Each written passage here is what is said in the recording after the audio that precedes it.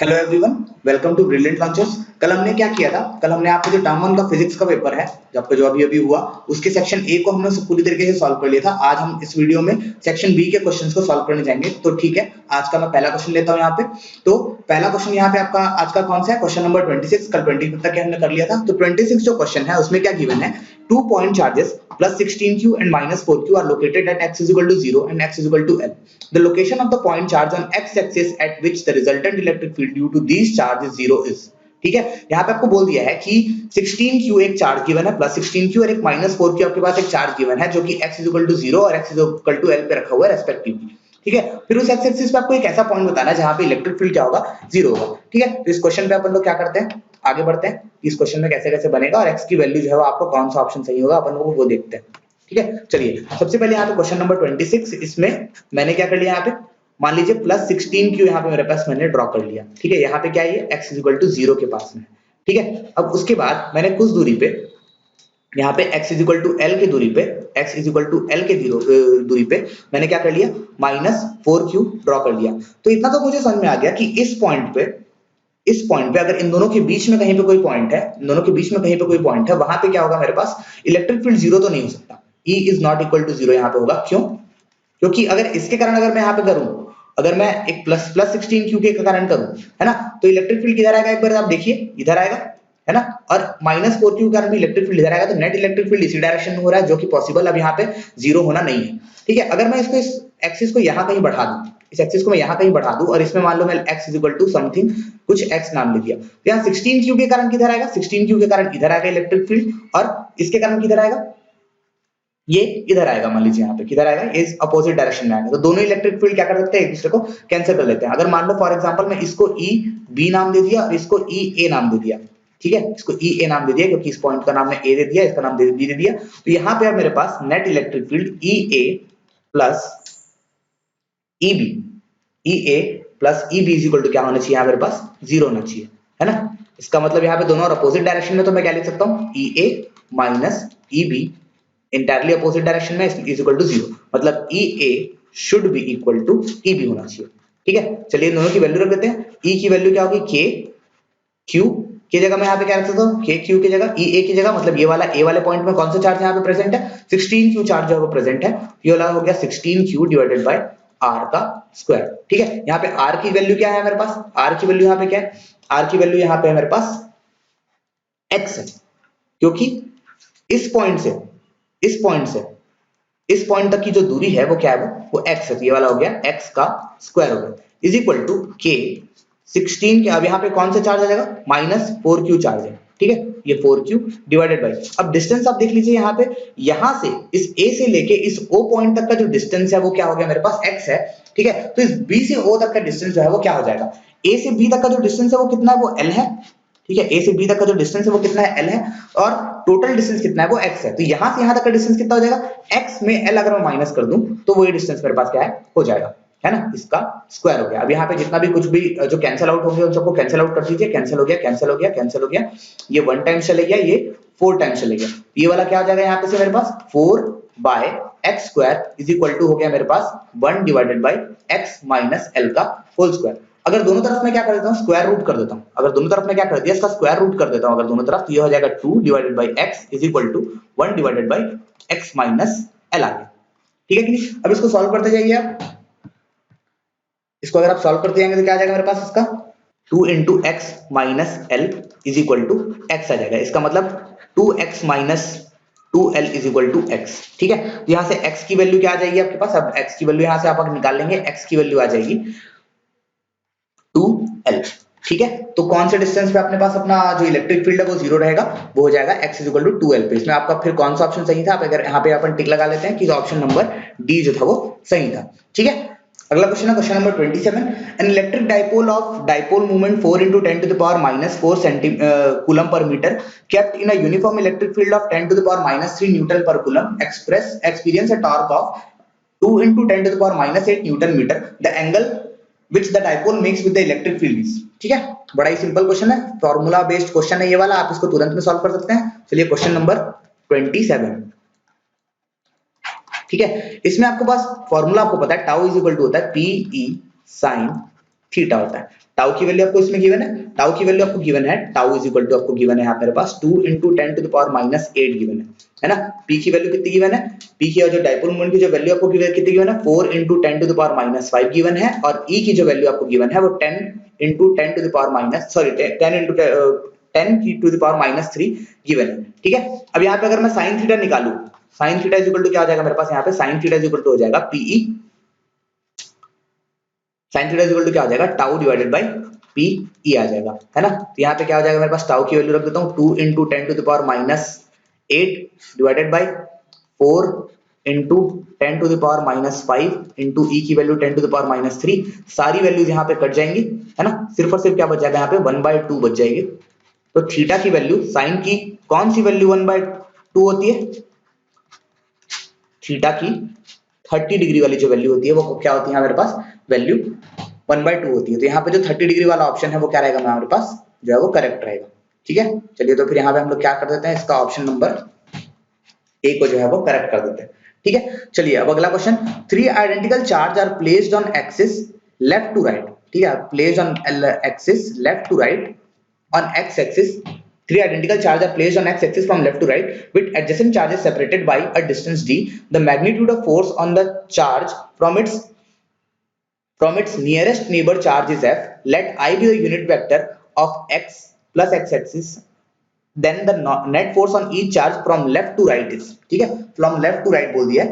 तो अब अपन ये वाला देखते हैं। ठीक है, क्या बोला है इसमें, आपको क्वेश्चन में बोल दिया था, इसमें आपको क्वेश्चन में बोल दिया था कि आपके पास जो है वो कितने चार्जेस हैं, यहाँ पे मेरे पास 3 चार्जेस है, तीनों जो है वो इक्वल डिस्टेंस पे या dd डिस्टेंस पे क्या हुआ है, रखे हुए हैं। ठीक है, तीनों चार्ज जो है वो इक्वल डिस्टेंस पे dd डिस्टेंस पे रखे हुए हैं। यहाँ पे मैं इसका क्वेश्चन बनाता हूँ, क्वेश्चन नंबर 28। ठीक है, 1 पॉइंट, 2 पॉइंट और ये वाला हो गया 3 पॉइंट। ठीक है, इन दोनों के बीच का डिस्टेंस कितना हो गया मेरे पास, ये d हो गया, इन दोनों के बीच का डिस्टेंस कितना हो गया मेरे पास, d हो गया। 2 एडजेसेंट चार्जेस के बीच में जो डिस्टेंस है वो कितना हो गया, 2d हो गया। और जो टोटल जो आखिरी के जो 2 चार्जेस हैं उन दोनों के बीच में जो डिस्टेंस है वो कितना हो गया, वो 2d हो गया। ठीक है, समझ में आ गया, है ना। तो यहाँ पे 3 चार्जेस रखे हुए हैं। ठीक है, यहाँ पे 3 चार्जेस रखे हुए हैं, तो इसमें टोटल नेट फोर्स जो है वो कितना लगेगा, इन दोनों के बीच में जो मिनिमम फोर्स लगेगा बोला है, इन दोनों के बीच में जो मिनिमम फोर्स जो लगेगा, जो दो पास के जो फोर्सेस है उन दोनों के बीच में जो फोर्स लगेगा वो कितना लगेगा बोला हुआ है, वो बोला हुआ है कि वो लगेगा F लगेगा बोला है। ठीक है कि नहीं। तो चलिए मैं फॉर एग्जांपल मैं इसको मान लो F1 नाम देता हूँ, इसको मान लो मैं F2 नाम देता हूँ और इसको मैं F3 नाम देता हूँ। ठीक है, ये वाले को मैं F3 नाम देता हूँ, इस वाले पॉइंट को मैं A नाम दे देता हूँ, इस वाले पॉइंट को मैं B नाम दे देता हूँ, इस वाले पॉइंट को मैं C नाम दे देता हूँ। ठीक है, नेमिंग करना इंपॉर्टेंट है, अगर आप नेमिंग कर लिए तो आपको क्या है थोड़ा सा आसान हो जाता है ना। इसके बाद चलिए अगर मैं F1 पे फोर्स निकालू, F1 नेट फोर्स अगर मैं F1 पे निकालू, ठीक है, F1 पे अगर मैं नेट फोर्स निकालू तो कितना आएगा, यहाँ पे मैं देख लेता हूं एक बार। ठीक है, तो ये आएगा सबसे पहले FB आएगा प्लस FC आएगा, कितना आएगा, FB और FC आएगा। तो टोटल फोर्स सबसे पहले इसके कारण एक फोर्स लगेगा और एक FC के कारण एक फोर्स लगेगा, टोटल यहाँ पे लग जाएगा। तो F इज इक्वल टू हो गया मेरे पास K Q1। अब सब में क्या है, इक्वल चार्ज रखा हुआ है, Q और Q रखा हुआ है, यहाँ पे Q रखा हुआ है। ठीक है कि नहीं। तो कितना हो गया, Q इंटू Q स्क्वायर हो गया डिवाइडेड बाय दोनों के बीच का डिस्टेंस कितना है, FB और FA के बीच में डिस्टेंस कितना है मेरे पास, D का डिस्टेंस है, इसलिए D स्क्वायर हो गया। ठीक है, प्लस इसका आ गया K Q square divided bye अब दोनों के बीच का C और इसके बीच का डिस्टेंस कितना है, C और A के बीच का डिस्टेंस 2D है। ठीक है कि नहीं। कितना आ गया इसमें से, अगर मैं सारी चीजें कॉमन ले आऊंगा तो ये वाला को मैं अगर लिख दूं आगे तो क्या बच जाएगा मेरे पास, ये वाला इसको मैं यहाँ पे लिख देता हूँ कि F1 is equal to K Q square divided by D square plus K Q square divided by 4D square. ठीक है, इसमें से मैं क्या कॉमन ले आया, मैं इसमें से कॉमन ले आया मैं K Q square divided by D square common ले आया, अंदर में बच गया 1 डिवाइडेड बाय 1 प्लस 4। ठीक है, 1 डिवाइडेड बाय 1 प्लस 4 बच गया, है ना।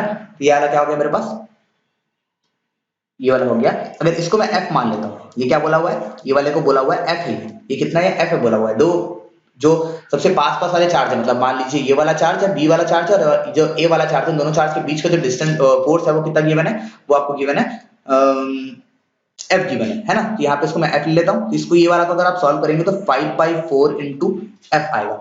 ठीक है, 5/4 इंटू F आएगा, है ना। अभी I के आप ये सब मैं नहीं लगा रहा हूँ, आपको आखिरी में उस चीज को लगाना है। ठीक है, चलिए अब F2 की तरफ देखता हूँ। ठीक है। F2 किसका नाम है? ये वाले का F2 नाम है ना। F2 कितना कितना फोर्स लग रहा होगा यहाँ पे, एक तो ये A के कारण लग रहा होगा इस डायरेक्शन में, और एक B के कारण, एक C के कारण लग रहा होगा इस डायरेक्शन में। ये वाला हो जाएगा F A एक लग रहा होगा और एक F C लग रहा होगा, है कि नहीं। और लेकिन यहाँ पे दोनों के बीच में डिफरेंस क्या है, इसको मैं ऐसा वेक्टर समेशन लिख दूं तो ज्यादा अच्छा लगेगा, है कि नहीं। लेकिन यहाँ पे दोनों के बीच में डिफरेंस क्या है कि F2 जो है उसका जो मैग्नीट्यूड है वो दोनों क्या हो जाएंगे मेरे पास, माइनस हो जाएंगे, FA माइनस FC हो जाएंगे, है ना। क्यों? क्योंकि यहाँ पे एक फोर्स इस डायरेक्शन में लगेगा और एक फोर्स इस डायरेक्शन में लगेगा, दोनों अपोजिट फोर्स है, दोनों एक दूसरे को कैंसिल करना चाहेंगे इसलिए। तो F2 की वैल्यू यहाँ पे मेरे पास क्या आ जाएगी, K Q square divided by distance कितना, दोनों के बीच में D का डिस्टेंस है, और इन दोनों के बीच में जो डिस्टेंस है B और C के बीच में जो डिस्टेंस है वही सेम है, K Q square divided bye यहाँ पे D स्क्वायर आ जाएगा, ठीक है। दोनों एक दूसरे को पूरी तरीके से कैंसिल कर लिए, तो F2 इज इक्वल टू क्या आ जाएगा, 0 आ जाएगा। सिमिलरली अगर F3 में निकालने जाओ तो सेम टू सेम जैसा पहला केस है, क्योंकि C के ऊपर सबसे पहले एक B फोर्स लगाएगा जिसका डिस्टेंस कितना है, D है, ठीक है, और C के ऊपर एक A फोर्स लगाएगा जिसका डिस्टेंस कितना है, 2D है, ठीक है, ओके। तो यहाँ पे क्या आ जाएगा, सेम टू सेम कहानी है, इसका भी आ जाएगा 5/4 F आ जाएगा, है ना। अगर मान लीजिए इस वाले पॉइंट को मैंने रेफरेंस लिया है, इसको मैंने किसका लिया है, रेफरेंस लिया है, ठीक है कि नहीं, तो ये उससे पीछे है तो इसमें माइनस लग जाएगा, अगर मैं इसको वेक्टर के फॉर्म में लिखूं तो इसमें माइनस लग जाएगा, और इसमें क्या लग जाएगा, इसमें प्लस लग जाएगा, क्योंकि आ गया ना, यहाँ पे ये वाला माइनस हो गया, ये रेफरेंस है, ये बी वाला जो पॉइंट है वो रेफरेंस है, ये वाला उससे पीछे तो माइनस, ये वाला उससे आगे जो वाला प्लस, ठीक है ना। तो यहाँ पे ऐसा देख के भी अपन लोग उसको ठीक लगा सकते थे। इसमें आपका ऑप्शन नंबर कौन सा है, मतलब तीनों फोर्स लगातार ऐसे मतलब रेस्पेक्टिवली क्या क्या लगेंगे, यहाँ पे सबसे पहले में माइनस 5/4 F I कैप, फिर 0, फिर प्लस 5/4 F I कैप, यहाँ पे जो भी फोर्स है मेरे पास वो लगेगा, है ना। तो ये वाला कौन सा ऑप्शन आपका सही है, यहाँ पे एक बार अपन देख लेते हैं, ठीक है। तो यहाँ पे ऑप्शन नंबर आपका सी सही था, जो कि माइनस कितना है, minus 5/4 F I cap 0 plus 5/4 F I cap, okay, ठीक है। चलिए अगला क्वेश्चन की तरफ बढ़ते हैं, जो कि 29। Two student A and B calculate the charge flowing through a circuit. अब A concludes that 300 coulomb of charge flowing in 1 minute, ठीक है। B concludes that 3.15 into 10 to the power minus 10 to the power 19 electron flows in 1 second, ठीक है।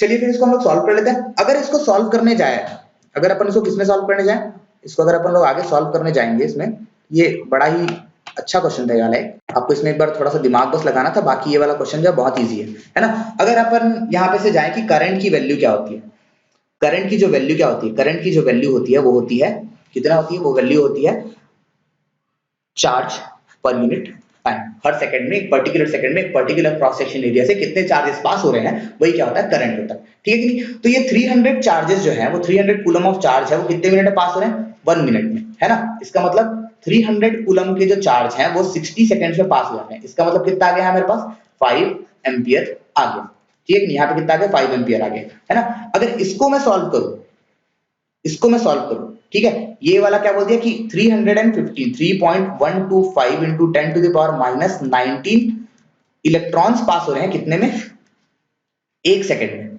ठीक है। तो अगर आप अगर कैलकुलेट करने जाए तो 5 कूलम इज इक्वल टू, अगर आपके पास होता है 1 कूलम इज इक्वल टू कितना होता है, 6.25 into 10 to the power 18 होता है ना। इनटू अगर आप 5 कर देंगे तो आपको 5 कूलम में कितने इलेक्ट्रॉन्स होते हैं वो मिल जाएंगे। तो अगर आप यहाँ पे इसको सॉल्व करने जाएंगे तो आपकी जो वैल्यू है वो कितनी आएगी, 3.125 into 10 to the power minus 10 to the power, sorry वाला प्लस होगा, 10 to the power 19 यहाँ पे वैल्यू आपको मिलेगी। मतलब ये कितना है, 5 कूलम ऑफ चार्ज है ये भी, ठीक है, ये भी कितना है, 5 कूलम ऑफ चार्ज है। तो यहाँ पे भी I इज इक्वल टू कितना हो गया, 5 coulomb of charge per unit time, per unit 1 second is equal to कितना हो गया मेरे पास, यहाँ पे हो गया। तो ये कितना आ गया, अभी 5 एम्पियर आ गया। मतलब दोनों ही का जो वो था, ऑब्जर्वेशन था, वो क्या है, दोनों ही सही है। अगर आप इसको कैलकुलेट करने जाएंगे तो ऑप्शन आपका क्या है, सी जो है वो सही है, ठीक है। चलिए फिर अगले क्वेश्चन की तरफ बढ़ते हैं, जिसका जो है अपने पास क्वेश्चन नंबर 30। क्वेश्चन नंबर 30 में वो क्या गिवन है, that resistance of two wires having same length, same area of cross section are 2 ohm and 8 ohm respectively. If the resistivity of 2 ohm wire is 2.65 into 10 to the power minus 8, then resistivity of 8 ohm wire will be, ठीक है। ये भी बड़ा easy question है, इसमें आपको एक ही formula use करना, R is equal to rho L by A, ठीक है। चलिए फिर इसको अपन लोग बना लेते हैं। क्वेश्चन नंबर 30 है, हाँ 30 है। तो R1 इज इक्वल टू आपको दिया हुआ है rho 1 into L by A, ठीक है, और R2 आपको दिया हुआ है rho 2 into L by A, ठीक है। L और L को मैंने यहाँ पे क्यों कॉमन लिया, क्योंकि same area of cross section है, सेम लेंथ है, ठीक है। तो R1 डिवाइडेड बाई, अगर मैं यहाँ पे R2 करने जाऊं तो सारी जो पैरामीटर है, ये पैरामीटर पूरी तरीके से क्या हो जाएंगे, कट जाएंगे, ठीक है। रो 1 और रो 2 ही सिर्फ और सिर्फ यहाँ पे क्या हो जाएंगे, बच जाएंगे। है ना। तो R2 इज इक्वल टू, यहां से अगर मैं निकालने जाऊं तो R2 इज इक्वल टू हो जाएगा रो 2 इंटू, सॉरी R2 यहाँ पे हम लोग को निकालना है, हम लोग को क्या निकालना है यहाँ पे से रो 2 निकालना है, सेकंड वाले जो रेजिस्टेंस है उसका हम लोग को रेजिस्टिविटी फाइंड आउट करनी है, ठीक है। तो रो 2 इज इक्वल टू मेरे पास यहाँ पे क्या आ जाएगा R2 into rho 1 divided bye कितना हो जाएगा R1, है ना। तो रो 2 इज इक्वल टू कितना हो गया मेरे पास, R2 की वैल्यू कितनी है, R2 की वैल्यू कितनी गिवन है, R2 की वैल्यू गिवन है 8 ओम्स, ठीक है ना। R2 की वैल्यू कितनी गिवन है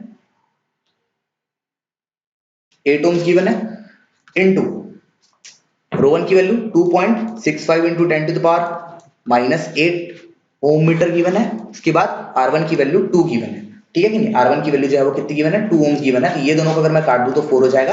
अब यहाँ पे आप रो 2 जब कैलकुलेट करने जाएंगे तो आपको मिलेगा 10.6 into 10 to the power minus 8 मिलेगा आपको यहाँ पे कैलकुलेशन से, ठीक है। ये आएगा ओम मीटर में, है ना।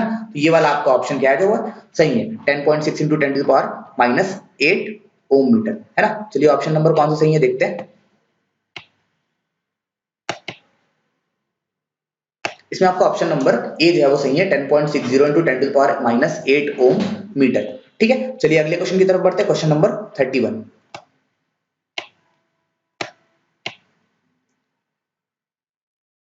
क्वेश्चन नंबर 31 क्या गिवन है, in a certain region electric field E and magnetic field B are perpendicular to each other.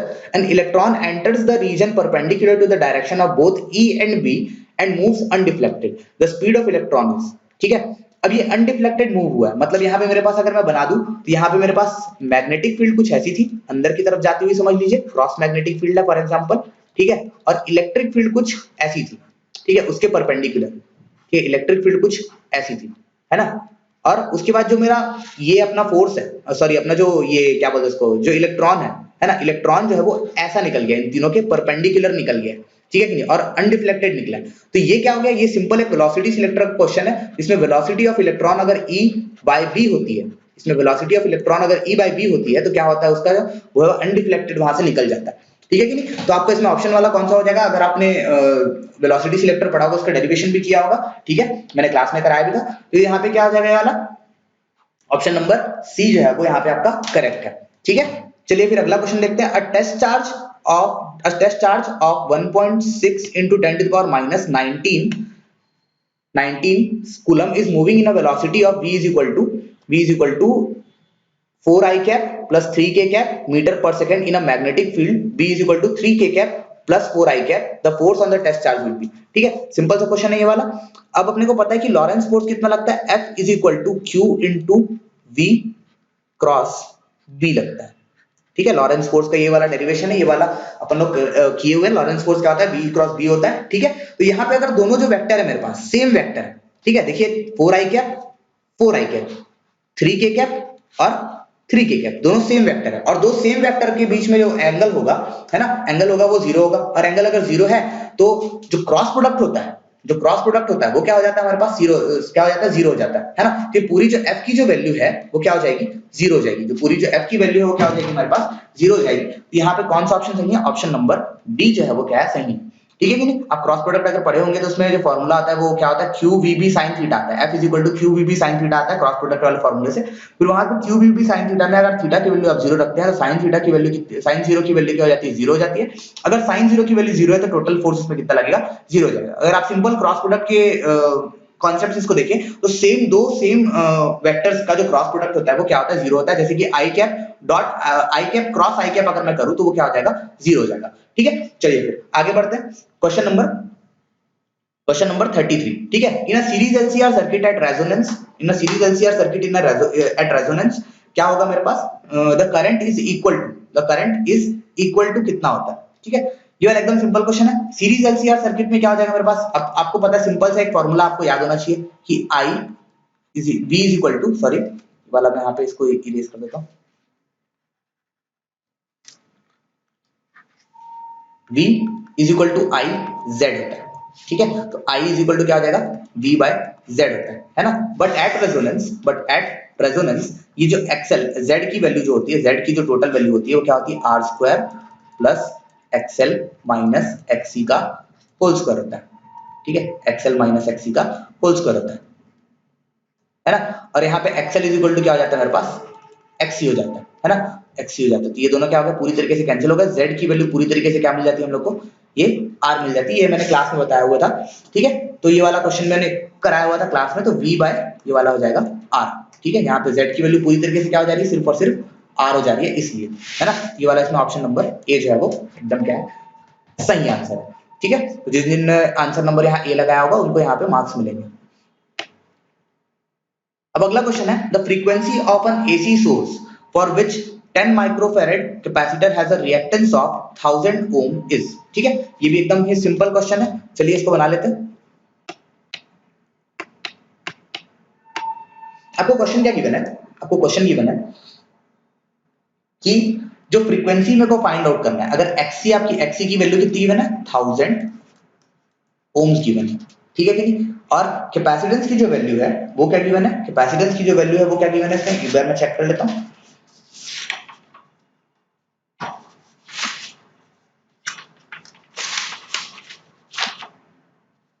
Capacitance की वैल्यू गिवन है, मतलब सी की जो वैल्यू गिवन है वो 10 माइक्रोफैराड गिवन है, 10 माइक्रोफैराड गिवन है। तो आपको पता है XC is equal to formula क्या होता है, 1 बाई ओमेगा सी होता है, और ओमेगा इज इक्वल टू क्या फॉर्मूला होता है, 2 पाई एफ होता है। तो 1 by 2 pi F C, XC is equal to 1 by 2 pi F C हो गया, ठीक है कि नहीं। तो एक्सी इज इक्वल टू यहाँ से क्या आ जाएगा मेरे पास, XC is equal to, sorry XC नहीं, यहाँ पे मेरे पास एफ इज इक्वल टू क्या आ जाएगा, एफ इज इक्वल टू आ जाएगा 1 बाय 2 पाई इनटू क्या हो जाएगा यहाँ पे एफ की 1 बाय 2 पाई एक्सएल इनटू सी, ठीक है, एक्सएल इंटू सी, है ना। यहाँ पे हो गया 1 by 2 into pi into XL की वैल्यू कितनी गिवन है, एक्सएल की वैल्यू आपको यहाँ पे गिवन है 1000 ओम्स, है ना, 1000 ओम्स गिवन है यहाँ पे, 1 2 3 ओम्स, ठीक है। फिर एक्सी की वैल्यू कितनी गिवन है, सॉरी सी की वैल्यू आपको कितनी गिवन है, 10 टू द पावर -6 गिवन है, ठीक है कि नहीं, 10 टू द पावर -6 आपको यहाँ पे क्या है गिवन है। 10 into 10 to the power -6 given है, 10 माइक्रोफैराड बोला ना, तो 10 और माइक्रोफैराड के लिए इंटू 10 टू द पावर -6 ये गिवन है, ठीक है। इसको आप अगर सॉल्व करने जाएंगे तो कितना हो जाएगा, 1 by 2 pi into 10 to the power 4 into 10 to the power -6, ठीक है, 10 टू द पावर -6। अब इसको आप अगर सॉल्व करेंगे तो क्या मिलेगा, ये वाला हो जाएगा 1 by 2 pi into 10 to the power -2, है ना। ये 10 टू द पावर -2 अगर ऊपर गया तो क्या आ जाएगा मेरे पास, इज इक्वल टू आ जाएगा, एफ की वैल्यू यहाँ मेरे पास आ जाएगी 1 by sorry 10 to the power 2 divided by 2 pi, ये वाला को अगर आप सॉल्व करेंगे तो कितना आएगा, 50 बाय पाई जो है वो आपका इसमें आंसर आ जाएगा। आपको इसको सॉल्व करेंगे 100 हो जाएगा, 100 डिवाइड बाय 2 कितना हो जाएगा मेरे पास, 50 बाय पाई हो जाएगा। इसमें ऑप्शन नंबर आपका कौन सा सही है, सी वाला जो ऑप्शन है वो आपका इसमें क्या है, करेक्ट है, ठीक है। चलिए सी वाला ऑप्शन को आप टिक मार दीजिए, अगर आपने सी लगाया तो वो ऑप्शन आपका क्या हो जाएगा, सही हो जाएगा, ठीक है। इजी क्वेश्चन था ये वाला। चलिए अब अगला क्वेश्चन थोड़ा सा ट्रिकी क्वेश्चन है। इसको आप अगर आपने कैपेसिटर और रेजिस्टर का अलग अलग सीरीज कॉम्बिनेशन किया होगा तो आप ये आपसे वाला क्वेश्चन आराम से बनेगा, ठीक है। इसमें गिवन है क्वेश्चन में, in the given network all the capacitor are used, all capacitor are used are identical and each one of the capacitance is C, ठीक है। जितने भी यहाँ पे कैपेसिटेंस दिए हुए हैं, ये वाला जो कैपेसिटेंस हो गया, ये कैपेसिटेंस हो गया, सारे जो 6 कैपेसिटेंस है सारे की वैल्यू कितनी है, सी गिवन है। Which of the following is equivalent capacitance between point A and B, मतलब इन जनरल में लोग क्या करना है, ए और बी जो पॉइंट है दोनों के बीच में आपको क्या निकालना है, इक्विवेलेंट कैपेसिटेंस की वैल्यू आपको कैलकुलेट करनी है, ठीक है। आपको यहाँ पे इतने सारे 4 ऑप्शन दिए हुए हैं, उसमें से आपको क्या करना है, बनाना है, ठीक है। तो चलिए ये वाला क्वेश्चन को मैं एक बार आपको क्या कर देता हूं, अच्छे से समझा देता हूं। मान लीजिए ये ए पॉइंट है, ठीक है, ये क्या है, ये पॉइंट ए है ना, और इस ए पॉइंट से ये वाला पॉइंट भी कनेक्टेड है, ध्यान से देखते रहिए, इस ए पॉइंट से ये वाला ए पॉइंट भी कनेक्टेड है। तो यहाँ पे क्या हो गया मेरे पास, ये वाला पॉइंट भी ए हो गया, क्योंकि जो वायर है वो क्या हो गया मेरे पास, ये वाला इक्विपोटेंशियल होता है, ये बी पॉइंट है, ठीक है। तो ये वाला पॉइंट भी बी होगा, और इस बी पॉइंट से क्या कनेक्टेड है मेरे पास, यहाँ पे एक और पॉइंट बी कनेक्टेड है, ठीक है। तो यहाँ पे आप ध्यान से देखते जाइए और डायग्राम ए बी और बी, ठीक है। अब मान लेता हूं मैं कि ये वाला जो पॉइंट है उसको मैं सी कंसीडर कर लेता हूं, ठीक है, इसको मैं सी कंसीडर कर लेता हूं, ठीक है। ये जो बीच वाला पॉइंट है उसको मैं क्या कर लिया, सी कंसीडर कर लिया। अब सी वाले पॉइंट से ये वाला पॉइंट भी कनेक्टेड है, देखिए ये वाला जो वायर है वो ऐसे करके यहां से गया यहां तक गया हुआ है ना, तो ये वाला सी पॉइंट हो गया फिर से, है ना, और इसी सी पॉइंट से ये वाला पॉइंट भी कनेक्टेड है सी, ठीक है, ये वाला पॉइंट भी कनेक्टेड है सी। तो इतने सारे को मैंने क्या कर दिया, यहाँ पे बना दिया। चलिए अब 3 यहाँ पे पॉइंट ड्रॉ कर लेता हूं मैं, 1 2 और ये वाला हो गया 3। मतलब यहाँ पे हो गया मेरे पास ये वाला A, ये हो गया B, ये वाला ये वाला हो गया C, ये वाला हो गया B। ठीक है, A B C ऐसे 3 पॉइंट मैंने यहाँ पे ले लिए। अब ध्यान से देखिए A और C के बीच में कितने कैपेसिटेंस कनेक्टेड है। A और C के बीच में एक कैपेसिटेंस, फिर A और C के बीच में दूसरा कैपेसिटेंस, देखिए ये वाला, ठीक है, ये वाला 1, ये वाला 2 और ये वाला 3। तो मतलब यहाँ पे टोटल कितने कैपेसिटेंस कनेक्टेड है मेरे पास, यहाँ पे 1, ये वाला हो गया 2, ये वाला हो गया कितना 3। ठीक है, तीनों ही कैपेसिटेंस A और C के बीच में क्या है कनेक्टेड है ना। इसके बाद क्या बोल दिया मेरे पास, देखिए B और C के बीच में कितने कनेक्टेड है, 1 2 और 3। यहाँ पे भी कितने कनेक्टेड है, 1 2, ये वाला 3। ठीक है, ये हो गया C, ये हो गया C, ये हो गया C, ये हो गया C, ये हो गया C और ये वाला हो गया आपका क्या C हो गया, है ना। सारे का इक्वल कैपेसिटेंस है। अगर इतने की मैं बात करूं, इतने की अगर मैं बात करूं, ठीक है, तो इतने की अगर मैं बात करूं तो टोटल कैपेसिटेंस कितना होगा, C plus C plus C, मतलब पैरेलल में डायरेक्ट ऐड हो जाते हैं। तो कितना हो गया, 3C हो गया। अब इसमें भी पैरेलल में एक बार C C और C, ठीक है, ये भी कितने कनेक्ट हो गया ना, 3C। ठीक है, अब ये दोनों 3C जो है वो किस में कनेक्टेड है, वो सीरीज में कनेक्टेड है। मतलब दो कैपेसिटेंस है जिसका कैपेसिटेंस की जो वैल्यू है वो 3C और 3C है, दोनों को मैंने सीरीज में कनेक्ट कर दिया हूं। तो क्या हो जाएगा, दो कैपेसिटेंस का जो सीरीज में कनेक्शन हो जाएगा तो क्या हो जाएगा, C बाय क्या होता है 3/2 हो जाएगा। दो कैपेसिटेंस है मतलब दोनों का डिवाइड बाय क्या हो जाएगा 2 हो जाएगा। तो इसमें ऑप्शन यहाँ कौन सा वाला होगा, ऑप्शन नंबर C होगा। इस टाइप का एक क्वेश्चन मैंने कराया था जिसमें इस साइड की जो वैल्यू नहीं गिवन थी, मतलब इस साइड की जो वैल्यू है वो नहीं गिवन थी, लेकिन इस साइड की जो वैल्यू है आपको गिवन थी, उसमें तीनों पैरेलल में था और वैसा वाला मैंने आपको क्वेश्चन कराया हुआ था। ठीक है कि नहीं। तो ये वाला जो क्वेश्चन है, ये वाला जो क्वेश्चन है आपका सिंपल ऐसे वाले मेथड से बन जाएगा। ठीक है, आपको जब उसको ब्रेक करके आपको फिर से सर्किट को अगर जोड़ने आता है तो आपको ये क्वेश्चन जो है बहुत आसानी से बन जाएगा। अगर इसको आप करना चाहते हैं तो कर भी सकते हैं कि 1/C equivalent is equal to 1/C 1/3C plus 1/3C। Series का कैपेसिटेंस पे यही फॉर्मूला है, ये कितना आ जाएगा 2/3C आएगा, है ना। आप इसको रेसिप्रोकल करेंगे तो 3C/2 आ जाएगा यहाँ पे ऑप्शन। तो आपका ऑप्शन नंबर यहाँ पे क्या है, C जो है वो सही है। ठीक है कि नहीं, चलिए आगे बढ़ते हैं।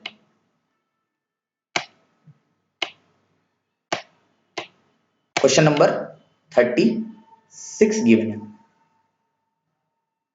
ठीक है कि नहीं। इसमें गिवन है if the length the given figure shows, question number 36, the given figure shows IV graph of a copper wire whose length and area of cross section are L and A respectively। ठीक है, whose length and area of cross section are L and A respectively। ठीक है कि नहीं।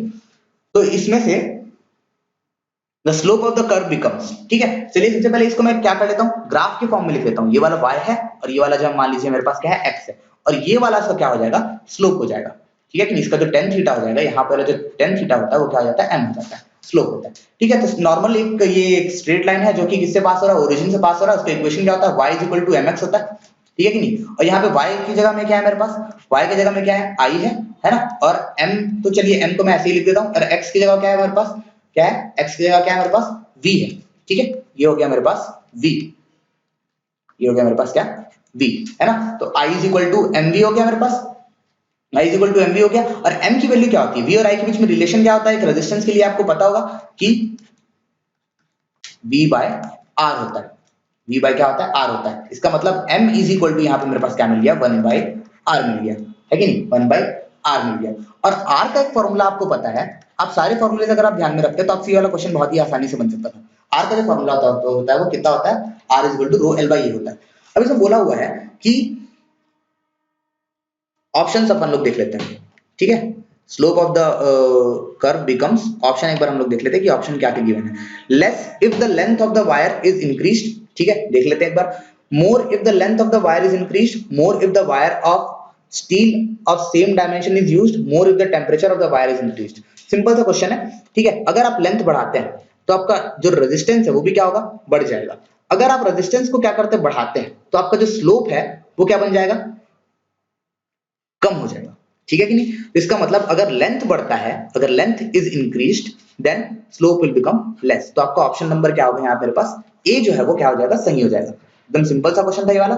ठीक है, चलिए फिर अगला क्वेश्चन है, when a potential difference V is applied across a conductor at temperature T, ठीक है, the drift velocity of the electron is proportional to, ठीक है, ये बड़ा ही सिंपल क्वेश्चन है, ये बड़ा ही सिंपल क्वेश्चन है, इसमें आपको कुछ ज्यादा ध्यान देने की जरूरत नहीं है, सीधे सीधे इसमें आप बता सकते थे कि जो जितना ज्यादा मैं पोटेंशियल डिफरेंस अप्लाई करता हूं उतना ज्यादा करंट फ्लो होता है और उतना ज्यादा ड्रिफ्टिंग होती है, इसके कारण यहाँ पे आपका ऑप्शन नंबर क्या है, सी जो है वो करेक्ट है, ठीक है, 37 का आपका ऑप्शन नंबर जो सी है वो कनेक्टेड है, which is directly proportional to electron, drift velocity of electron is directly proportional to v। आप इसका एक फार्मूला भी जानते होंगे कि जब हम लोग I = NeAVD वाला जो फार्मूला अपन लोग पढ़े थे और I जो है वो v के प्रोपोर्शनल होता है, तो अगर v जो बढ़ेगा तो I भी बढ़ेगा और I बढ़ेगा तो ड्रिफ्ट वेलोसिटी भी क्या होगी, बढ़ेगी, I = NeAVD वाले फार्मूले से। तो आप ऐसे रिलेशन से भी इसको चेक कर सकते थे। तो आपका ऑप्शन नंबर यहाँ पे क्या है, सी जो है वो करेक्ट है, ठीक है। चलिए अगला ऑप्शन देखिए, इसमें क्या है, to identical thick wires and two identical thin wires of same material and same length form a square in three different ways, PQ, PQ and R are as shown, ठीक है। ये तीन यहाँ पे क्या अरेंजमेंट दिए हुए हैं, due to current in this loop the magnetic field at the center of the loop will become zero in case, ठीक है, एकदम सिंपल। ये वाला क्वेश्चन जो है आपको, अगर आप मैग्नेटिक फील्ड वाला क्वेश्चन पढ़े होंगे तो इसमें से ये वाला क्वेश्चन जो आपके लिए बहुत ज्यादा इजी है, ठीक है। चलिए यहाँ से मैं क्या कर देता हूँ, करंट फ्लो करा देता हूँ, ठीक है। यहाँ से अगर मान लीजिए मैं आई करंट यहाँ पे फ्लो करा दिया, ठीक है, अगर मैं यहाँ पे से आई करंट क्या हो गया, फ्लो करा दिया, है कि नहीं। तो यहाँ से अगर आई करंट फ्लो कराऊंगा तो यहाँ से एक करंट जाएगा, तो यहाँ से एक करंट जाएगा, यहाँ से ये दोनों करंट जाएंगे और फिर ये यहाँ से करके निकल जाएंगे, ठीक है। सेम टू सेम यहाँ से भी ऐसे ही करंट अगर फ्लो कराया तो यहाँ से निकलेंगे, यहाँ से निकलेंगे, यहाँ से निकलेंगे, यहाँ से निकलेंगे, ये, ठीक है, सेम टू सेम। अभी मैं यहाँ पे मार्किंग थोड़ी देर में करता हूँ, आपको समझ में आ जाएगा, ठीक है। आई करंट यहाँ से निकल जाएगा, ठीक है। चलिए फिर इसके बाद यहाँ पे क्या हो गया, मेरे पास I1 करंट यहाँ से मान लीजिए फ्लो हो रहा है और यहाँ से I2 करंट फ्लो हो रहा है, ठीक है। और यहाँ से भी क्या हो रहा है, I1 करंट फ्लो हो रहा है और यहाँ से भी I2 करंट फ्लो हो रहा है, ठीक है। और यहाँ से भी I1 करंट फ्लो हो रहा है और यहाँ से भी I2 करंट फ्लो हो रहा है, ठीक है। अब इस वाले केस में देखिए कि इस वाले पाथ में एक बार मोटा वायर आया, एक बार पतला वायर आया, ठीक है, एक बार मोटा वायर आया, एक बार क्या है, पतला वाला वायर है ना। इसका मतलब बोला है टू आइडेंटिकल थिक वायर्स बोला है, मतलब जो वायर है वो सेम मटेरियल के है ना, टू आइडेंटिकल थिक वायर बोला है ना, और सॉरी सेम मटेरियल नहीं, जो है वो दोनों जो वो मोटे वाले जो वायर वो आइडेंटिकल है और जो दोनों जो पतले वाले जो वायर है वो क्या है, वो पतले हैं, सारे सेम मटेरियल के बोला है कि नहीं, और सेम लेंथ के बोला है। तो इसका मतलब अगर ये मोटा है तो इसका रेजिस्टेंस क्या होगा, कम होगा, ठीक है कि नहीं, और इसका भी रेजिस्टेंस क्या होगा, कम होगा, और इसका रेजिस्टेंस ज्यादा होगा और इसका भी रेजिस्टेंस ज्यादा होगा। इसका मतलब ओवरऑल इस पाथ में जितना रेजिस्टेंस है उतना ही इस पाथ में भी रेजिस्टेंस है, ठीक है। जो ऊपर वाले पाथ में जो रेजिस्टेंस है उतना ही पाथ वाले, कौन से वाले पाथ में रेजिस्टेंस है, नीचे वाले पाथ में रेजिस्टेंस है। तो यहाँ पे जो I1 है वो किसके इक्वल हो जाएगा, I2 के इक्वल हो जाएगा। यहाँ पे जो I1 है वो किसके कारण हो जाएगा, वो किसके इक्वल हो जाएगा, I2 के कारण हो जाएगा, ठीक है। सिमिलरली इस वाले केस में भी देखिए, यहाँ पे एक मोटा वायर एक पतला वायर, फिर यहाँ पे एक पतला वायर एक मोटा वायर, तो जितना रेजिस्टेंस इस वाले पाथ में है उतना ही रेजिस्टेंस इस वाले पाथ में भी है कि नहीं। तो यहाँ पे भी क्या हो जाएगा, I1 = I2 हो जाएगा, बहुत अच्छे, ठीक है कि नहीं। लेकिन इस वाले में देखिए, इस वाले में क्या होगा, सिर्फ मोटा मोटा वायर कनेक्टेड, मतलब ओवरऑल इसका जो रेजिस्टेंस है वो कम होगा, ओवरऑल इस वाले पार्ट का जो रेजिस्टेंस है वो क्या होगा, मेरे पास ज्यादा होगा, है ना। इसका मतलब यहाँ पे से ज्यादा करंट जाएगा और यहाँ पे से कम करंट जाएगा, तो I1 is greater than I2 हो जाएगा यहाँ मेरे पास, ठीक है कि नहीं। तो अगर यहाँ पे ये वाला बड़ा है, ये वाला छोटा है ना। अब अगर यहाँ पे अपना मैक्सवेल्स राइट हैंड रूल लगाएंगे, फिर राइट हैंड कर्ल रूल अगर आप यहाँ पे लगाएंगे तो आपको पता चलेगा कि इस वाले जो वायर है उसके कारण जो मैग्नेटिक फील्ड है वो अंदर की तरफ आएगी, ठीक है नहीं, वो वाला जो है वो इसके कारण जो मैग्नेटिक फील्ड आएगी वो किसके कारण आएगी, अंदर की तरफ आएगी, और इस वाले के कारण जो मैग्नेटिक फील्ड आएगी वो बाहर की तरफ जाएगी। सेम टू सेम यहाँ पे भी होगा, इस वाले के कारण मैग्नेटिक फील्ड अंदर, इस वाले के कारण मैग्नेटिक फील्ड बाहर। तो ये क्रॉस मैग्नेटिक फील्ड जो है वो अपने डॉट पेनिट्रेटिंग फील्ड को पूरी तरीके से क्या कर देंगे, कैंसिल कर देंगे, क्योंकि जो है वो अपने पास दोनों करंट जो है वो क्या है, पूरी तरीके से सेम है। इसलिए इसके कारण जो इफेक्ट यहाँ पे आएगा वो नीचे वाले इफेक्ट, मतलब नीचे वाला जो करंट है उस इफेक्ट को क्या कर देगा, नलीफाई कर देगा। तो आपका यहाँ पे कब यहाँ पे जो जीरो है, मतलब जो सेंटर है वहां पे इलेक्ट्रिक फील्ड क्या हो जाएगा, सॉरी मैग्नेटिक फील्ड क्या हो जाएगा, जीरो हो जाएगा। कौन कौन से केस में होगा, पी वाले केस में और आर वाले केस में। तो इसमें ऑप्शन वाला कौन सा सही है, ऑप्शन नंबर जो ए है वो सही है, ठीक है।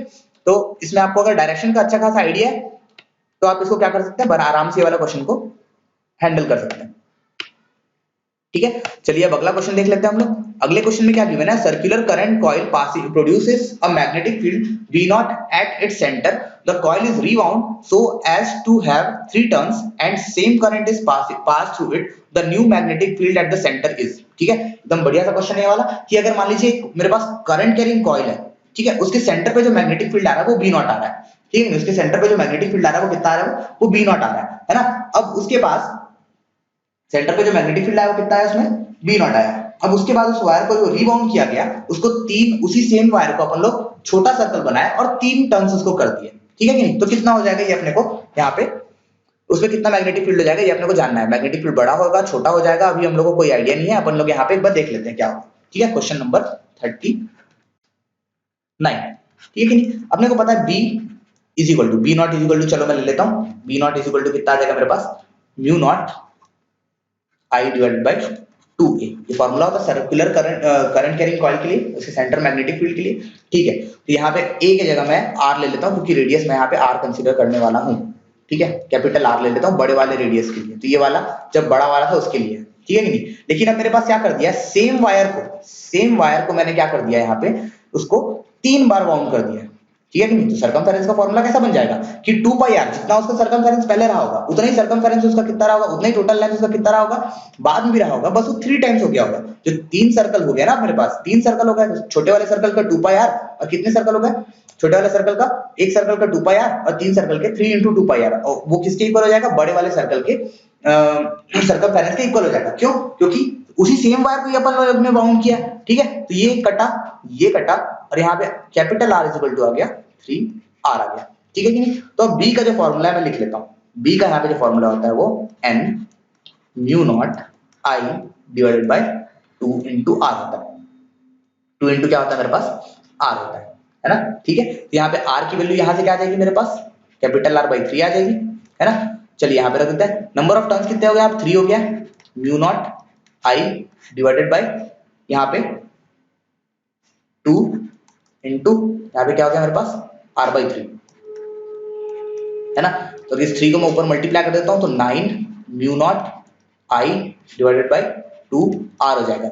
ये वाली जो वैल्यू है मेरे पास, ये वाली जो वैल्यू है क्या है, v नॉट है, इज इक्वल टू कितना आ गया 9 v नॉट आ गया, है कि नहीं। तो 9 टाइम्स इसकी जो मैग्नेटिक फील्ड इंटेंसिटी है या फिर जो उसके सेंटर में जो मैग्नेटिक फील्ड है वो क्या हो जाएगी, बढ़ जाएगी, है कि नहीं। तो कौन सा ऑप्शन यहाँ पे अपने पास सही है, ऑप्शन नंबर जो डी है वो क्या है मेरे पास सही है, ठीक है। 9D वाला जो ऑप्शन, 9B नॉट वाला जो ऑप्शन है वो क्या है, वो यहाँ पे सही है, ठीक है। Which one of the following statement, अब क्वेश्चन नंबर 40 देखते हैं, which of the following statement is true, ठीक है। Which one of the following statement is true, an inductor has infinite resistance in a DC, ठीक है, statement गलत है। Infinite resistance नहीं होता, बहुत ही ज्यादा स्मॉल अमाउंट ऑफ रेजिस्टेंस रहता है क्योंकि उसमें बहुत सारा नंबर ऑफ टर्न्स बस रहते हैं, ठीक है कि नहीं। Inductor and a capacitor both can not conduct in a DC current, गलत बात, क्योंकि डीसी करंट में क्या होता है मेरे पास, इंडक्टर कनेक्ट जो कंडक्ट वो क्या करता है, कंडक्टर कंडक्ट करता है बट कैपेसिटर नहीं करता है, ठीक है। अब capacitor can conduct in a DC but not an inductor, उल्टा बोल रहा है ये वाले ऑप्शन में, ठीक है।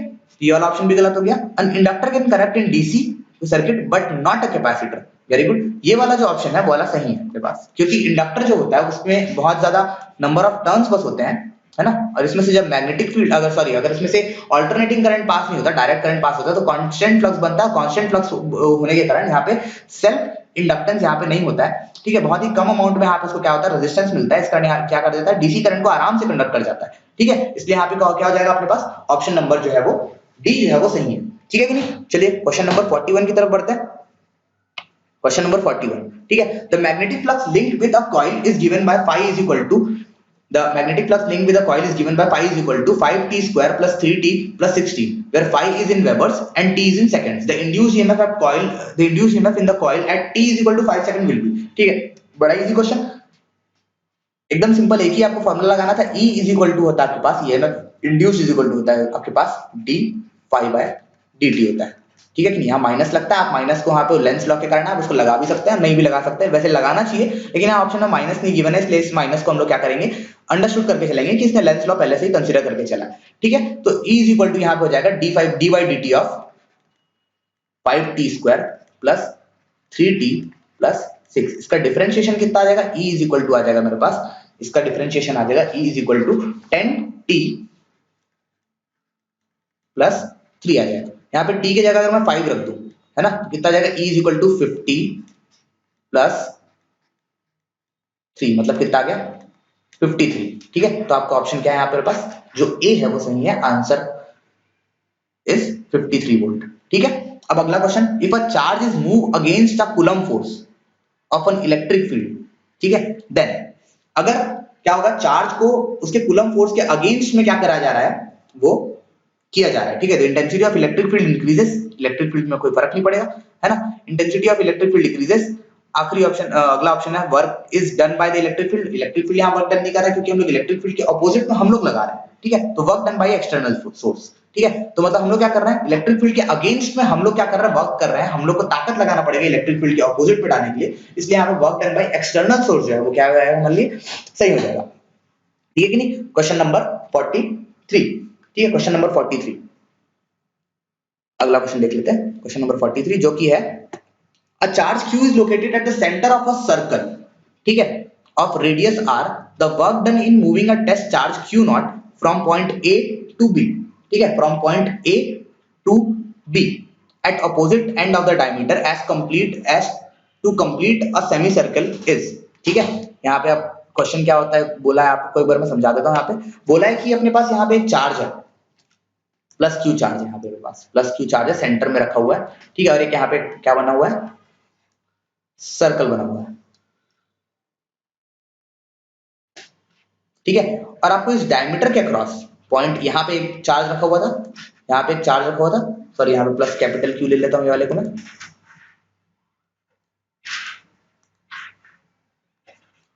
यहाँ पे आपको एक चार्ज रखा हुआ था प्लस क्यू, इसको यहां से उठा के यहां ले जाने में, इसको यहां से उठा के यहां ले जाने में कितना वर्क डन करना पड़ेगा ये बोला हुआ है, ठीक है कि नहीं। तो आपको पता होगा कि work done is equal to the Q into V, ठीक है, ये फॉर्मूला आपने पढ़ा होगा कि work done is equal to Q into V होता है ना। तो work done is equal to आपको क्या मिल जाएगा मेरे पास, work done is equal to आपको यहाँ पे मेरे पास क्या मिल जाएगा कि यहाँ पे पोटेंशियल डिफरेंस कितना है, इस पॉइंट को मान लीजिए मैं ए नाम दे देता हूँ, इस पॉइंट को नाम दे देता हूँ बी, ठीक है, दोनों का जो डिस्टेंस होगा वो आर ही होगा, सिंपल है ना। तो इस पॉइंट पे जो डिस्टेंस है वो अपने पास है VA माइनस VB आ जाएगा, VB माइनस VB आप कर सकते हैं, तो work done is equal to आ जाएगा Q इनटू यहाँ पे VA कितना हो गया मेरे पास, VA आपके पास हो गया, VA कितना हो गया मेरे पास 1K Q by R minus इस पॉइंट पे भी कितना हो जाएगा K Q बाय R हो जाएगा, इस पॉइंट से इस पॉइंट का डिस्टेंस कितना है R, यहाँ पे चार्ज कितना हुआ है कैपिटल Q है, सॉरी यहाँ पे क्या आ जाएगा मेरे पास कैपिटल Q हो जाएगा वाला, ठीक है कि नहीं, वाला हो गया कैपिटल Q, वाला हो गया कैपिटल Q, इस पॉइंट के कारण इस पॉइंट पे पोटेंशियल कितना हो जाएगा K Q बाय इस वाला Q डिवाइडेड बाय ये वाला डिस्टेंस जो है वो R है, ठीक है कि नहीं, दोनों ही क्या है मेरे पास इक्वल है, दोनों ये दूसरे के दूसरे क्या कर दिए पूरी तरीके से कट कर दिया, तो work done is equal to कितना आ गया 0 आ गया, ठीक है। वर्क डन 0 क्यों आया, एक और यहाँ पे आप एकदम शॉर्ट ट्रिक लगा सकते हो कि एक अगर एक चार्ज है उसके अराउंड अगर एक स्फीयर बना हुआ है या फिर अगर एक सर्कल बना हुआ है तो वो इक्विपोटेंशियल सरफेस हो जाता है, वो क्या होता है वो इक्विपोटेंशियल सरफेस होता है, मतलब इस सर्कल के अराउंड जो सारे पॉइंट है उसमें पोटेंशियल क्या रहेंगे सेम रहेंगे, और एक इक्विपोटेंशियल सरफेस में जो किसी भी चार्ज को मूव कराने में जो वर्क डन होता है वो क्या होता है मेरे पास 0 होता है, ठीक है नहीं। तो यहाँ पे आप सिंपली बिना ये कैलकुलेशन किए आप ऑप्शन नंबर जो डी है 0 वो भी आप क्या कर सकते हैं टिक कर सकते हैं, ठीक है कि नहीं। चलिए अगला क्वेश्चन अपन देखते हैं, question number 44, a long solenoid carrying current produces a magnetic field B along its axis, ठीक है, if the number of turns in the solenoid is half and the current is doubled then the new magnetic field will be, ठीक है। चलिए ये वाला भी question कर लेते हैं, ये वाला क्वेश्चन बड़ा इजी है कि B इज इक्वल टू अपने पास फॉर्मूला होता है म्यू नॉट एन आई होता है, ठीक है कि नहीं। अब ये नॉर्मल सोलेनॉइड के लिए हो गया, अब इस सोलेनॉइड का मान लीजिए मैं इसको बी डैश बोल देता हूँ म्यू नॉट, ठीक है, अब नंबर ऑफ टर्न्स को क्या कर दिया गया आधा कर दिया गया, ठीक है, और करंट को क्या कर दिया गया डबल कर दिया गया, ठीक है कि नहीं। ये 2 और 2 क्या हो जाएगा कैंसिल, नंबर ऑफ टर्न्स को देखिए मैंने यहाँ पे आधा कर दिया n/2 कर दिया, बोला ना if the number of turns of solenoid is half and the current is double, तो नंबर ऑफ टर्न्स को मैंने हाफ कर दिया और करंट को क्या कर दिया डबल कर दिया, तो यहाँ पे कितना आ जाएगा म्यू नॉट एन आई आ जाएगा जो कि किसके इक्वल है बी के इक्वल है, तो ये क्या हो जाएगा बी ही रहेगा, ठीक है। अपना जो बी डैश जो नया मैग्नेटिक फील्ड है वो क्या रहेगा बी ही रहेगा। बड़ा ये सिंपल क्वेश्चन था, ऐसे आपको 30 सेकंड से बनने वाले जो क्वेश्चन है आपको मिल सकते हैं, ठीक है कि नहीं। क्वेश्चन नंबर 45 से 49 तक जो है वो आपका क्या है assertion and reasoning है, ठीक है। given below are the statement labeled as assertion A and reason R, ठीक है। select the most appropriate answer for the option given below, ठीक है। both assertion A, सबसे पहला A ऑप्शन क्या है मेरे पास, A ऑप्शन है दोनों ही सही है, ठीक है, A और B दोनों ही सही है, बस और जो A R जो है ठीक है, वो A का जो है assertion का जो रीजन है वो क्या है वो एग्जैक्ट है, सही है। है ना। और दूसरा क्या है, दोनों ही तो सही है बट लेकिन जो दोनों जो स्टेटमेंट है वो सही है लेकिन जो रीजन है वो सही नहीं है असर्शन के हिसाब से, ठीक है कि नहीं। जो रीजन है वो असर्शन का जो है वो रीजन नहीं बता पा रहा है, ठीक है कि नहीं। ये वाला ऑप्शन है अगला। फिर इसका अगला ऑप्शन है assertion is true but reason is false, assertion सही है रीजन गलत है, और assertion is false but reason is true, ठीक है। यहाँ पे इतने सारे ऑप्शंस गिवन है। चलिए यहाँ पे हम लोग देख लेते हैं पहला question, a bar magnet experiences a torque when placed in a magnetic field. Option assertion तो सही है, ये वाला जो ऑप्शन है वो जो वो है वो क्या है वो सही है, ठीक है। And a bar magnet exerts a torque on itself due to its own magnetic field, ठीक है। ये वाला क्वेश्चन क्या है, पहला वाला सही है लेकिन जो रीजन वाला जो ऑप्शन है मेरे पास वो क्या है, गलत है। तो इसमें कौन सा ऑप्शन रहेगा, assertion is true but reason is false, मतलब आंसर नंबर सी इसका क्या है, सही है। मैं यहाँ पे साइड में इसका ऑप्शन आपको लिखते जा रहा हूँ, ठीक है। चलिए 46 क्वेश्चन नंबर, ठीक है। In a series LCR circuit connected in an AC source, ठीक है। एक सीरीज LCR सर्किट है जो AC सोर्स में कनेक्टेड है, रेजोनेंस कैन टेक प्लेस, ठीक है। रेजोनेंस कब होगा, रेजोनेंस कैन टेक प्लेस, ठीक है। रेजोनेंस कब होगा, रेजोनेंस कैन टेक प्लेस, हाँ सही है। रेजोनेंस तो होता है ना सीरीज LCR सर्किट में, रेजोनेंस पॉसिबल है, तो ये वाला स्टेटमेंट सही है। At resonance XL is equal to XC, ये वाला भी सही है, ठीक है। और रेजोनेंस किसके कारण होता है, फ्रीक्वेंसी के कारण होता है। XL और XC के इक्वल होने के कारण नहीं होता वो, इस पर्टिकुलर कंडीशन में XL और XC जो है वो इक्वल हो जाते हैं वो अलग बात है, लेकिन इस असर्शन का ये सही रीजनिंग नहीं है, असर्शन का ये सही रीजन नहीं है। इसमें क्या हो जाएगा, ऑप्शन नंबर जो बी है वो अपना हो जाएगा, सही हो जाएगा कि दोनों सही है बट ये जो है वो उसका असर्शन का जो है वो सही रीजन नहीं है, ठीक है कि नहीं। अब ऑप्शन नंबर 40 क्वेश्चन नंबर 47 देखते हैं, ठीक है। assertion दिया हुआ है when a charged particle is moved with a velocity v in a magnetic field b the force on the particle does not work, ठीक है। अब उसके बाद फिर इसका रीजन दिया हुआ है the magnetic force is perpendicular to the velocity of the particle, ठीक है कि नहीं। ये दोनों ही ऑप्शन सही है मेरे पास। और अगर मैग्नेटिक फोर्स जो है वो किसके परपेंडिकुलर होता है, वो परपेंडिकुलर होता है वेलोसिटी ऑफ द पार्टिकल का, लेकिन दोनों ही एक दूसरे के अगर पर्टिकुलर क्या है परपेंडिकुलर है तो q is equal to, sorry formula अगर मैं आपको बताता हूं, दोनों स्टेटमेंट तो सही है, इतना तो पक्का है ना। बस अब इसका ये सही रीजन है कि नहीं वो हम लोग को देखना है। तो मैं आपको फॉर्मूला बताता हूं, F इज इक्वल टू होता है q v b sin theta होता है, ठीक है कि नहीं। F is equal to q v b sin theta होता है। अगर इन दोनों के बीच में एंगल जो है, ठीक है कि नहीं, if a charged particle moves with a velocity v in the magnetic field and b where v and b are perpendicular in the force, ठीक है। क्या बोला इसमें, when a charged particle moves with a velocity v in a magnetic field b v is perpendicular to v, हाँ ठीक है ना। तो यहाँ पे क्या हो जाएगा मेरे पास F इज इक्वल टू, एक मिनट ये वाला क्वेश्चन में एक और चेक कर लेता हूँ, ये वाला क्वेश्चन में बोला क्या है, अगर v और b क्या है दोनों परपेंडिकुलर है तो इसके ऊपर फोर्स तो वर्क करेगा, q b b sin theta बोला, इसके ऊपर फोर्स तो वर्क करेगा क्योंकि यहाँ पे थीटा की जो वैल्यू है v is perpendicular to when a charge particle move with the velocity, हाँ ठीक है। तो यहाँ पे 90 डिग्री हो जाएगा तो F इज इक्वल टू क्या होगा मेरे पास QVB हो गया, ठीक है कि नहीं। F इज इक्वल टू क्या हो जाएगा मेरे पास QVB हो जाएगा, ठीक है। F is equal to QVB हो गया, ठीक है।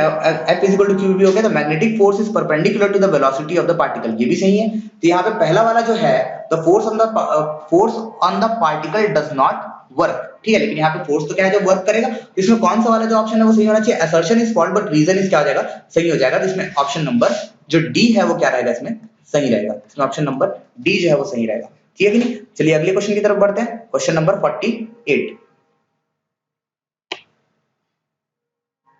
ठीक है।